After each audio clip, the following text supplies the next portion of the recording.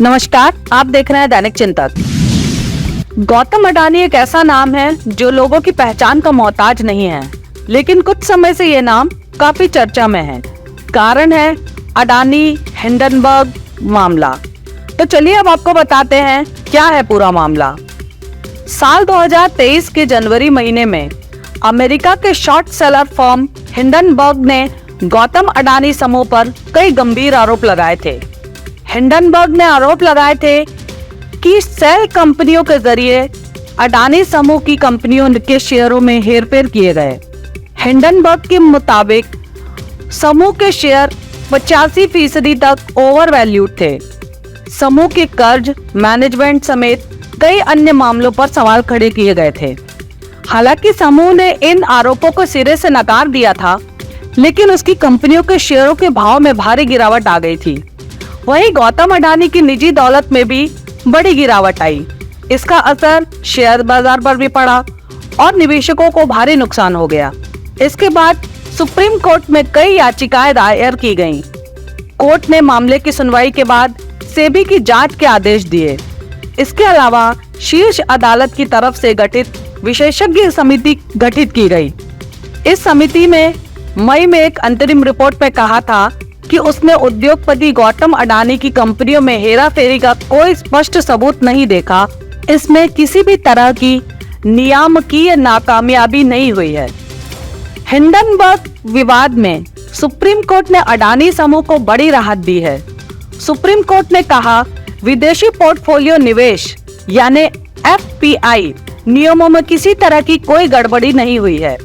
Supreme court ने कहा कि सेबी के मामले में कोर्ट के पास सीमित अधिकार हैं। कोर्ट ने सेबी की जांच में हस्तक्षेप करने से भी इनकार कर दिया और एसआईटी गठित करने से भी मना कर दिया। अदालत द्वारा नियुक्त पैनल द्वारा की गई सिफारिशों पर सरकार और सेबी को अमल करने की भी सलाह दी गई। इसके साथ ही सुप्रीम कोर्ट ने सेबी से 3 महीने में जांच पूरी करने को कहा है। कोर्ट ने यह भी कहा कि इस मामले को सीबीआई को ट्रांसफर करने का कोई आधार नहीं है। अब बात करें बुधवार को अडानी हिंडनबर्ग मामले में सुनाए गए फैसले के बारे में, तो बता दें सुप्रीम कोर्ट ने सेबी की जांच में दखल देने से इनकार कर दिया। 3 जजों chief justice DY Chandrachud, justice JB Pardiwala और जस्टिस मनोज मिश्रा की बेंच ने कहा कि सेबी की जांच उचित है और इस मामले की जांच के लिए सक्षम एजेंसी है।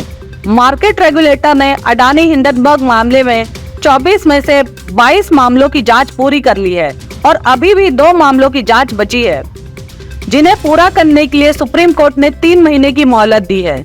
अदालत ने आगे कहा कि सरकार और सेबी हिंडनबर्ग द्वारा शॉर्ट सेलिंग पर कानून के उल्लंघन की जांच करेंगे और कानून के अनुसार कार्रवाई की जाएगी।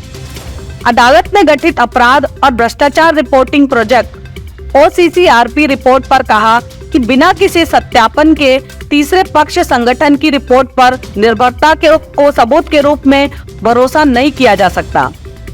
गौतम अडानी ने सुप्रीम कोर्ट के फैसले पर प्रतिक्रिया दी है। अडानी ने कहा, माननीय सर्वोच्च न्यायालय के निर्णय से पता चलता है कि सत्य की जीत हुई है। सत्यमेव जयते।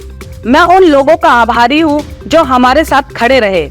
भारत की विकास गाथा में हमारा योगदान जारी रहेगा। जय हिंद। इधर अडानी के शेयरों में आज बम्पर तेजी देखी जा रही है। ग्रुप के सभी शेयर हरे निशान पर कारोबार कर रहे हैं। शुरुआती कारोबार में BSE पर अडानी एनर्जी सॉल्यूशंस के शेयर 9.82% चढ़कर 1,165 रुपए पर पहुंच गए थे। अडानी टोटल गैस के शेयर 8.33%, अडानी एंटरप्राइजेस के शेयर 7%, अडानी पावर के शेयरों में 5%, Adani green energy 4.72%, Adani ports 1.8%, Adani Wilmer के शेयरों में 6.89% की तेजी देखी गई। समूह के अन्य शेयरों में NDTV के शेयर 8.08%, अंबुजा सीमेंट्स के शेयर 1.52% और ACC के शेयर 1.1% बढ़कर ट्रेंड कर रहे थे। प्रधान न्यायाधीश DY चंद्रचूड़ की अध्यक्षता वाली पीठ ने 24 नवंबर को याचिकाओं पर अपना फैसला सुरक्षित रख लिया था। न्यायालय ने में अपना फैसला सुरक्षित रखते हुए कहा था कि शेयर बाजार नियामक सेबी को बदनाम करने का उसके पास कोई कारण नहीं है, जिसने अडानी समूह के खिलाफ आरोपों की जांच की थी। सर्वोच्च अदालत ने कहा कि बाजार नियामक ने जो किया है उस पर संदेह के लिए उसके सामने कोई ठोस आधार नहीं है। धन्यवाद। आप देख रहे हैं दैनिक चिंतक। आगे की अपडेट्स के लिए जुड़े रहें हमारे साथ। हमारे चैनल को लाइक, शेयर एंड सब्सक्राइब करना ना भूलें।